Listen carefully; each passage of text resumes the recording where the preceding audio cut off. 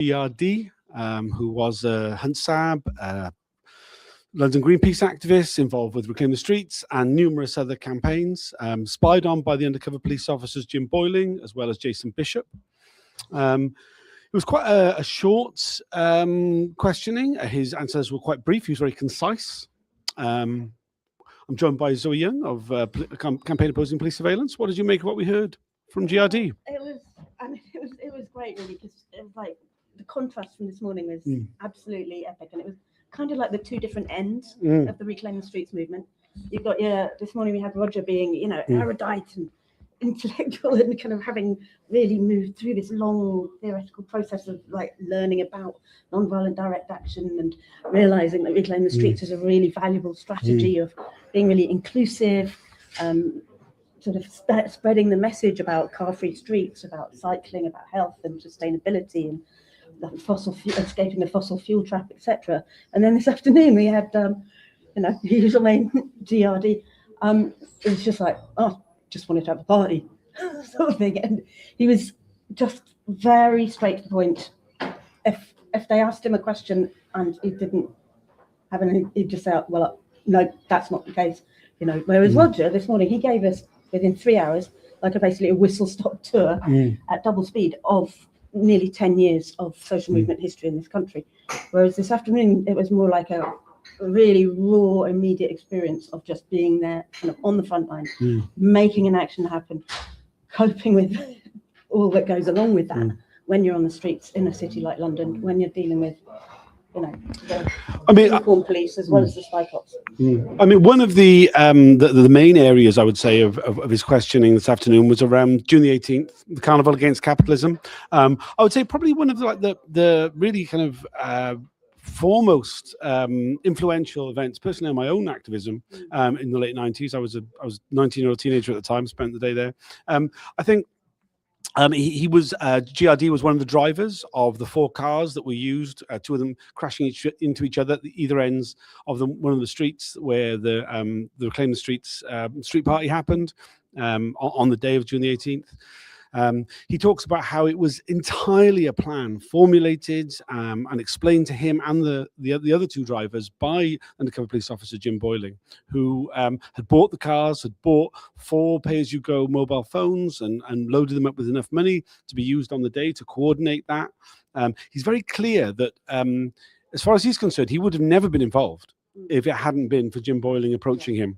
Very similar to what we heard just before the break about the action in Ireland, where the Genetic Engineering Network trashed a lab crop, as they call it, an attempt to start genetic modified crops at the time in Ireland. That was entirely his plan, that he really could have withdrawn from it. I mean, just at the end, he was saying, look, 6 people in that vehicle was too many. Initially, it was meant to be Irish activists doing it. It would have been very, very easy for Jim Boyling to have withdrawn himself from that, as Jim Boyling claims that he couldn't possibly have withdrawn himself without being exposed. This was a nonsense. And when he was reflecting really on kind of when people said to him that there was rumors that Jim Boyling could have been an undercover officer, or Jim Sutton as he knew him as, he didn't believe it, because he said, look, Jim always approached me to take part in actions. He saw him as a mate, someone he trusted, someone who trusted him. What did you make of all that? The main impression I gained from this afternoon is how much hasn't been explored as yet around June 18th. I mean, I was in the middle of that and filming things. I wasn't in the organising group or anything, but even the people who were, they're like, Jim upended things. Like, Jim, why? Because I don't know if everyone knows, but the City of London have their own police force, and then there's the Metropolitan Police, and it seems like the Metropolitan Police, who are running the spy corps, Jim Boyling, did not share whatever intelligence they had with the City of London Police. So there was something going on between those 2 forces, but maybe also that he didn't share his intelligence in order to manipulate how things went on the day, so as to perpetuate what was by then very much a clear agenda to kind of smear and demonize Reclaim the Streets, turn it from something which was all about family-friendly, kids sandpits in the street and dancing, to something which kind of every time eventually just became street fighting. And that has kind of developed through the 90s, and it really looks, from what we've seen and heard today, on top of everything, that it's like there was an agenda there that was being pushed by Jim Boyling. So this idea that he was there to prevent disorder or to report on criminality, when he seems to have been one of the major forces creating both of those things. I mean, yeah, so the official police line about what happened on June the 18th and the fact they lost control, he said, was the official police line was that they did not have enough information about what the protesters had planned. Jim Boyling claims, no, I gave every bit of information, including the phone numbers, the names of everybody who was involved. He had infiltrated quite heavily. We have no sign of those reports. We have a report. We have the sign of his debrief, where he talks about that there wasn't enough police, something which GRD goes, there was loads of police. As soon as I arrived, I was running from police. And I was there that day. There were plenty of police there that day, plenty of police. We did have quite an enjoyable sort of sequence where Don Ramble, who was the lawyer representing the inquiry, went through loads of little incidents that happened on the day of June the 18th, the vast majority of which GRD said, yeah, I heard about that later. Didn't see it the day. I was, was at the party, at the street party. And like, I know there was a few incidents there where I was a witness of. I know other people in the room were. It was a bit of a reminiscence for a lot of us in the public gallery about that. Because I think really Roger said it this morning, actually, that June the 18th really became sort of set a bit of a blueprint, really, for what became known as summit hopping. This sort of like going and opposing large meetings of the world, governmental elites like G8, the World Bank, the IMF. The most famous one being Seattle, the World Trade Organization, where the alternative media approach really hit the global news, funnily enough, because they've been so used to just putting out the police line on all these events that suddenly they had to deal with the reality that we were telling our own stories, because we got so fed up with that. And that was something else that came out of June 18th, the first use of Independent Media Centre. We had a little hub just south of the river, and we were taking video there and uploading it. And this is completely the norm now. Everyone's live streaming a protest. So that was literally a historic day. And part of the reasoning for that was this was a global day of action. It was totally not just in the UK. It was happening all around the world in lots of cities. It was a day of carnival against capital that had been called through this network called People's Global Action, which was emerging from the global south, from movements like the Zapatistas movements, the Zapatistas, and many of them. And they were saying, look, you people in the north, you can come with your charity, but that's not what we need. What we need is solidarity, and we need you to be looking at what is causing this destruction in our countries, what is extracting all the wealth, extracting the commodities, treating us like slaves, just at a distance now. And could you please just do that where you are? And you happen to have very many of those banks and corporations have bases in the city of London. So that was, why we were focusing in the city. It was kind of in collaboration with, in responding to calls from global networks of, people living on rubbish dumps, people, landless movements, people, organizations of peasants around the world. And that global network hasn't gone away, but it was definitely scaring people at that time. I think just as much, like yesterday we heard more about, never mind the ballots and the protest where the Reclaim the Streets was working with the Liverpool dockers who'd been excluded from their workplace and the fire brigade union. And that clearly put the wind up, because it was, coming together. And again, this global PGA, the coming together in Seattle, it really hit, like this idea of environmentalists and longshoremen and all these different groups. And we were winning as a result of that. And so we had this really strong pushback. That was one of the slogans at the time, wasn't it? We are winning. Yeah. I remember when the Seattle action happened. That was that was part of another global day of action, N30. That was the thing at the time. You took the letter of the month and the day of the month, and so it was the N30 actions. And there was a whole bunch of stuff that happened in the UK on that date as well. Looking at the other things that we saw in the last hour or so, one of the incidents was a time when Jim Boyling borrowed a GRD's van. Asked him to drive his van to collect some posters, and while he was out, GRD's flat was burgled. He had his the two-way radios from the Hunt Sabs, the camera from the Hunt Sabs, some money, a bunch of photographs, and his turntables were stolen. Something which he didn't like kind of equate with Jim Boyling until years later. But obviously Jim was the only person who knew that he wasn't going to be in the house at the time. Yeah, but then there was about the wheel nuts. The wheel nuts, yeah. I mean, that was really terrifying. That was Jason Bishop, another of the undercover officers, who asked to borrow GRD's van in order to transport manure and seeds to the May Day 2000 guerrilla gardening action. He was stopped, arrested. The car was impounded. So the van was impounded, like a well-maintained Mercedes van.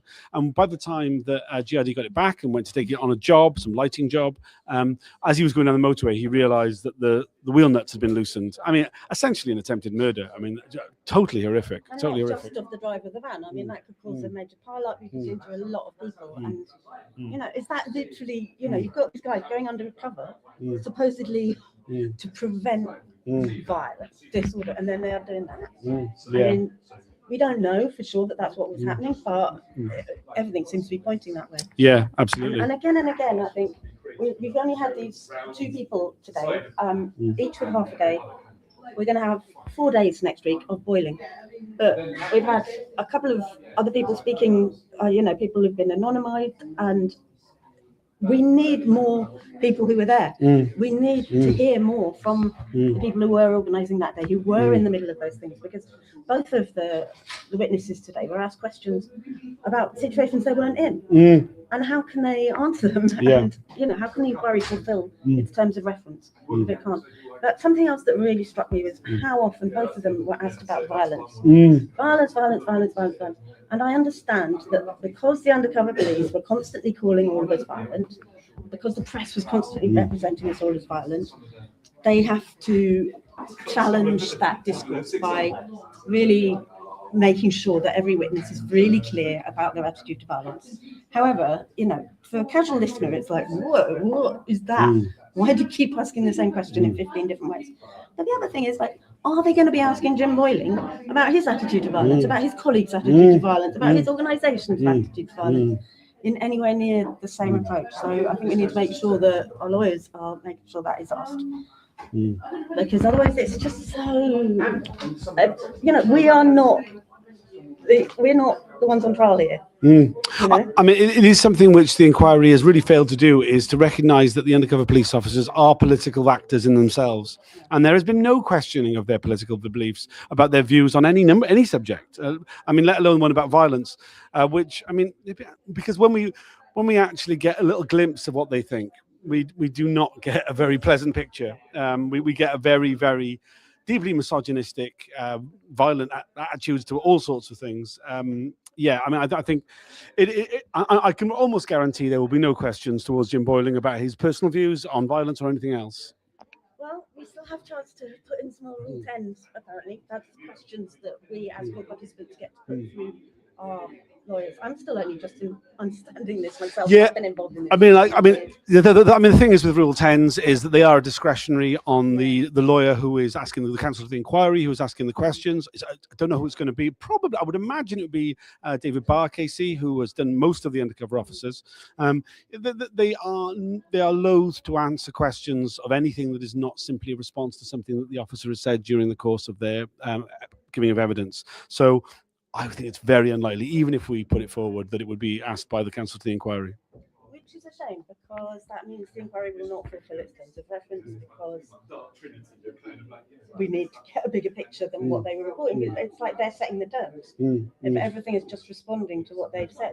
Yeah. You know, we are the witnesses. We're the ones who were targeted. We're the ones whose movements were misrepresented. We were the ones whose, you know, our chance to stop climate change before it kicked off was effectively disempowered through a combination of police brutality, media misrepresentation, and subversion of the democratic right to protest and by these undercover cops. And brutal repression, let's be very clear about it. Well. Yeah. Bloody repression. Yeah. I've been wondering a lot about why so few people are engaging with this inquiry. And I think it's a weird combination of the people who weren't there don't really get what it was like and will have seen the media over time, which made us all out to be crazy yobs, and people who were there are largely quite traumatized. I mean, there's a lot of that. If you were there, if you were at any of these Reclaim the Streets protests, if you were aware of Jim Boyling as Jim Sutton when he was pretending to be an activist and was in fact an undercover police officer, please engage with what goes on over the next week. Please leave comments. If you'd like to come along, there are plenty of opportunity to attend the hearings if you're able to.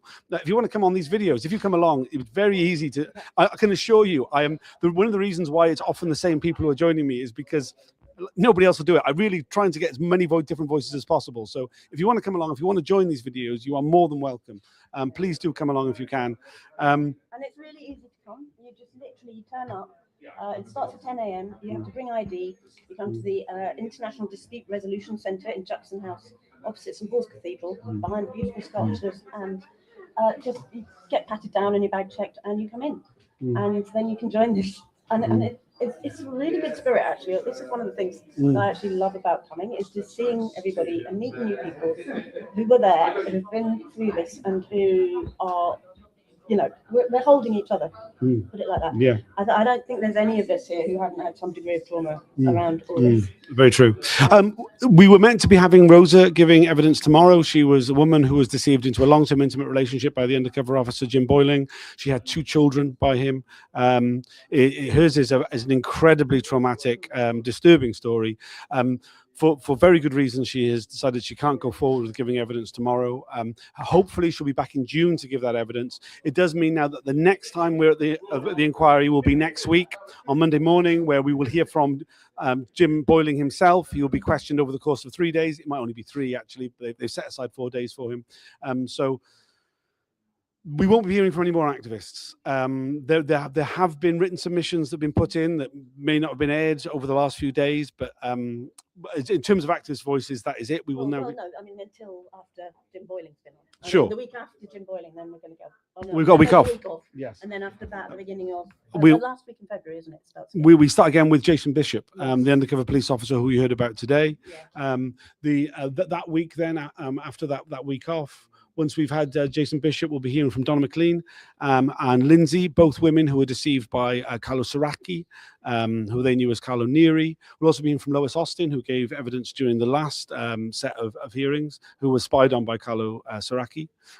After that, we'll be hearing from Guy Taylor, Chris Nyam, and Noel Douglas, MT, Patricia De Silva, all of whom were spied on by the undercover police officers known as Simon Wellings, HM118. After that, we've got Maya, Atif Chowdhury, and Emily Apple, all of whom were spied on by Robert Hastings, the undercover police officer who used the name Rob Harrison. There's a lot more to come in this inquiry, but in terms of the deployment of Jim Boyling, that's all the activists. So if you have anything to add, if you feel actually this should have been said, that should have been said, please, just because you can't engage directly with the inquiry, there's plenty of opportunity to share this stuff. Please share these videos, share any of the things that you see. There's been a lot of the old contemporaneous reports from the time that have been shared over the last couple of days by the Campaign Opposing Police Surveillance. If you're able to share those, that would be really great. If you've got your own sort of stuff, please. Get it out, wave it about, tell your stories, get your photos out, share videos. I know that a lot of people think that these inquiries are a whitewash, and to a degree, of course they are. Yeah, absolutely. However, very early on in this process, I attended a sort of academic-run conference about it. Oh, the Crime and Justice one. It was years ago. Yeah. I was there. Yeah. And there was someone from Northern Ireland who said something that's really stayed from the Pat Finucane Centre. Yeah. Saying, don't expect the result you want from this inquiry, but it'll be useful. Some things will come out, and don't expect too much from the one after that. But it's maybe the inquiry after that that will really start getting somewhere. And they've had the experience with the Savile quote, the Bloody Sunday. When was that? 1971 or something. And they only started getting anywhere. Four. I mean, he actually said it was 4 inquiries before you get. Four. Because it was Bloody Sunday 4 where they started getting some useful evidence. Yeah, I'm often reminded of that. I'm often reminded as well of something else that was said that day that came from some of the people who've been involved in covering the Stephen Lawrence inquiry, where they said that the reason why they managed to get the coverage of it out was because they were going out during the breaks at the lunchtime and phoning up the radio phone-ins to say what was happening. And that's the entire reason why I do these videos, because of what I heard at that conference that day. And that's why I do these videos, because radio phone-ins are less of a thing. YouTube's more of a thing. So we're doing it that way now instead. Yeah, and I would say, the mainstream media is really not covering this very much. They cover it a bit when Doreen Lawrence is here, Baroness Lawrence, Stephen Lawrence's mum. They cover it a bit when it's to do with sex. So it's kind of like sex and violence. Oh, same old, you know. They cover those aspects a bit, but the day-to-day drip of incredible information that's coming out, it's basically just kind of Tom and a few of the rest of us doing our little bit. So yeah, do ring up these phone-ins. Say why. There aren't anymore, but yeah. I mean, you know, they're on local radio and things like that has a lot. Yeah. But most of them, they are run by corporates, and they're not interested in hearing from the people. But you know, we do have a variety of these amazing tools, which can be purposed for a while, and you know, to a degree. But yeah, just please spread the word, and just. I know it's hard because looking at this stuff is hard. I realise it's a bit like looking at the sun, you know, the truth around this, about the reality of how our state has been working. It's harsh. It's kind of too glaring to look at for a lot of us. Yeah, very much. Cool. And I think it's, you know, I really remind myself a lot that it's not people's fault that they can't, won't look at it. And you know, they've been systematically misled about what was going on, and a lot of people are having a really hard life for a whole range of reasons, many of which we were protesting about, saw them coming back in the 90s that we're talking about. So you know, there's a loop here, and no judgment whatsoever on anyone who's caught in it, but if you are able in any way, shape or form to sort of step out of the loop that they're trapping us in and jump into this conversation, then please do. We need more voices. Yeah. So please like, comment, subscribe, share, all those other nonsense things that all these people on YouTube always say to you. Thanks for joining us. If anybody wants to buy me a coffee, you can find it at ko-fi.com/Tom B. Fowler. You please, please take part in anything you can, as we've said already. We'll be back again on Monday. Over the weekend, I'll try and do a new podcast episode, sort of recapping the week. Seeing I'm not doing the daily Twitter Spaces, I'm going to attempt to do that if I get a chance. Look out for that. Other things going on in that. So the Reclaim the Streets. So this morning we had Roger Geffen, MBE. Disgusting. I mean, I did not call him out on that, but I think it's appalling. That. Well, it's the only. I think it might have been stated because it's the sort of thing that the judge. I wasn't gonna bring this up, but that is the only reason, because the nature of this inquiry and the deference that exists. That if you have anything like that, if you're a sir, if you're a lord, if you're a professor, if you've got an MBE, then you will get called. Everybody else, it's up for grabs whether you will or not. So anyway, Roger this morning gave a kind of rundown of something which was put together by a group of sort of 8 alternatives over some time, having reviewed the limited release of undercover reports. So some of that group are going to get together in the next couple of days and produce a sort of separate Spike Ops Info podcast just about that process, about how Reclaim the Streets kind of, some of us who have been associated with it, and there were thousands of people. None of us can claim to represent it or want to, but we've taken the opportunity that this inquiry has offered to step up, to make this statement, to make sure that the right kind of questions begin to be asked of people like Boiling, and that people like Roger is able to get up and, try and give a bit of an overview of what was said. So yeah, there's going to be a bit of a podcast produced about that process. We're also looking to do another one, which may come a little bit after that, about the media, specifically focusing on the way that we were systematically misrepresented, demonized in the media, and how as a result of June 18th and this kind of global movement emerging, that networks of independent media started emerging. And that was the first self-publishing platform on the internet. It was this software called Active, and it became known as Indie Media. And that's where I first learned about the Spike Ops being unveiled. It was on, UK Indie Media. I mean, that was where it was revealed for the first time. Yeah, literally. And he used to use it as well to put his posts up and then refer his superiors to his posts on there. And this was the precursor, effectively, for all the platforms that we're streaming on now. For Facebook, Twitter, Instagram, TikTok, etc. This idea that you publish yourself, that you don't hate the media, you be the media. And it all kind of began with indie media. So anyway, we're going to do another one about indie media and how that emerged out of that seminal moment around the late 90s. Thanks for joining. Anything else you want to add? Knackered. What a week already. Yeah, it's only been a short one as well. Only 3 days. Okay, we'll see you again on Monday morning at 10 a.m. I'll do one of the previews beforehand, so tune in then if you can. Thanks for joining us, and see you all next week. Bye for now.